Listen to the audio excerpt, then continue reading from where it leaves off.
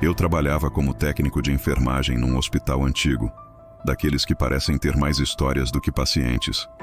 Durante o turno da noite, o silêncio era quebrado apenas pelo bip constante dos monitores e pelos nossos passos ecoando nos corredores vazios. Havia uma regra não dita entre nós: evitar o elevador mais velho, o da ala leste. O motivo? Diziam que ele, às vezes, subia sozinho. Era uma daquelas lendas urbanas de hospital, algo para assustar os novatos. Mas havia um detalhe que me intrigava de verdade. No painel de botões daquele elevador, o número 13 estava coberto com fita adesiva preta, toda arranhada, como se alguém tivesse tentado arrancá-lo com as unhas. Uma vez, movido pela curiosidade, perguntei à chefe de turno, uma senhora que já tinha visto de tudo naquelas paredes. Ela me olhou com uma frieza que gelou minha espinha e respondeu, seca: "Aqui só tem 12 andares." A resposta dela não me convenceu, mas me assustou o suficiente para que eu não tocasse mais no assunto. Pelo menos até aquela noite. Era uma madrugada particularmente calma, chovia lá fora e o hospital parecia adormecido. Eu estava voltando da copa com um café quente quando o elevador principal deu defeito. A única opção era usar o velho elevador da ala leste. Entrei com um certo receio, apertei o botão do meu andar, o 7º.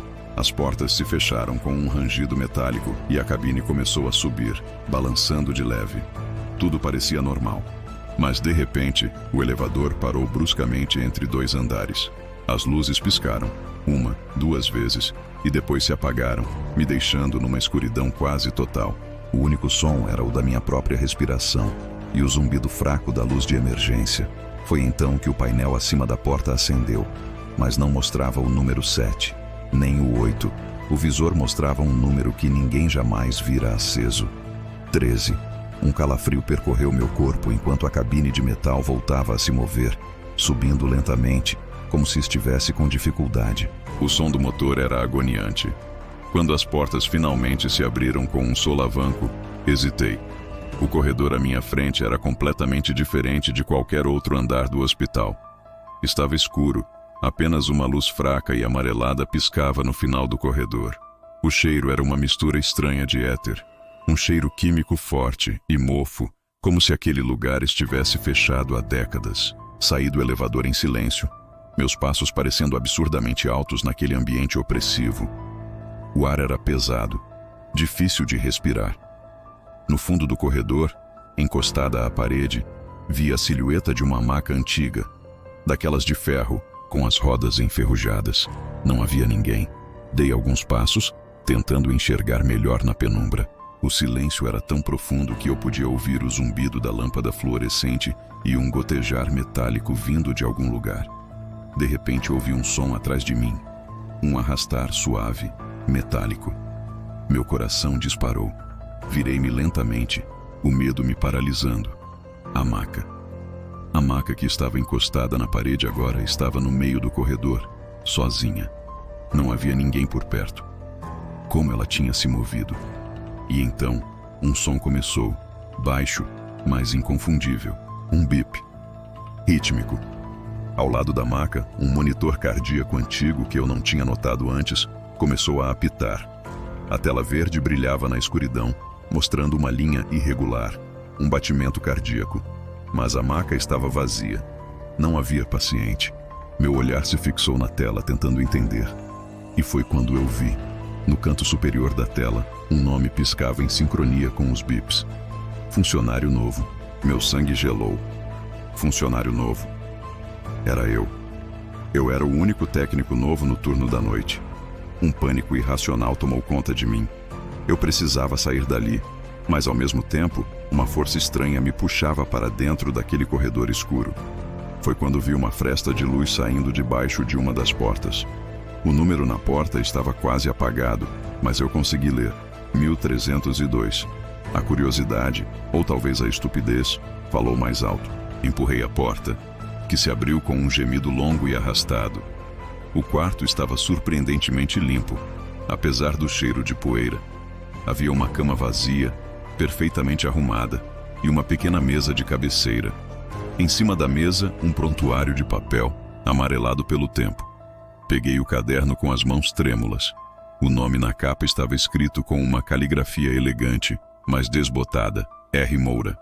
Abri na última página. Data do óbito: 13 de outubro de 1987. Causa da morte: parada cardíaca durante o plantão. Fechei o prontuário com um estalo. O som ecoou no silêncio do quarto. Foi quando ouvi uma voz atrás de mim. Uma voz rouca, cansada. Tá atrasado pro plantão. Virei-me num pulo. Parado na porta estava um homem. Ele era pálido, com olheiras profundas, e usava um avental branco de um modelo antigo que eu nunca tinha visto no hospital. Em seu peito, um crachá desbotado. Tentei focar minha visão no nome. R. Moura. Era o mesmo nome do prontuário. Eu cuido desse andar, ele disse com um sorriso fraco, quase triste. Mas parece que ninguém mais lembra de mim. Naquele instante, a luz do quarto piscou violentamente.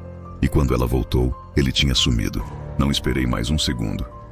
Corri desesperado para fora do quarto, em direção ao elevador. O corredor parecia mais longo, mais escuro. As luzes tremiam e o som do gotejar parecia estar vindo de todos os lados. Apertei o botão do elevador freneticamente. As portas se abriram e eu entrei, esmurrando o botão do térreo. Enquanto a cabine descia, o número 13 no painel apagou, e o 12 voltou a aparecer, como se nada tivesse acontecido. Quando a porta se abriu, eu estava no térreo. A recepcionista me olhou assustada. Você está bem? Parece que viu um fantasma. Olhei para o relógio na parede. Marcava 4 da manhã. Eu tinha passado 3 horas naquele andar. 3 horas que eu não lembrava de ter vivido. No dia seguinte voltei ao hospital, mas só para pedir minha demissão. Fui direto à sala da supervisora. Entreguei meu crachá e disse que não podia mais trabalhar ali. Ela me olhou, confusa. Pegou meu crachá e franziu a testa. Mas você não trabalhava aqui. De onde tirou isso? Esse crachá é antigo. Eu não entendi. Peguei o crachá de volta. O plástico estava envelhecido, amarelado, e meu nome estava impresso nele em letras gastas. Mas a foto não era minha. Era o rosto pálido do homem que encontrei no quarto 1302. O rosto de R. Moura. Essa é uma história que me pediram para contar. Uma lenda urbana que circula nos corredores de hospitais antigos. Espero que tenham sentido o arrepio. Se você gosta de contos de terror como este, não se esqueça de se inscrever no canal e ativar as notificações para não perder nenhuma história. Deixe seu like se essa te deixou sem dormir e comente qual lenda urbana você gostaria de ouvir aqui. Obrigado por assistir e até a próxima.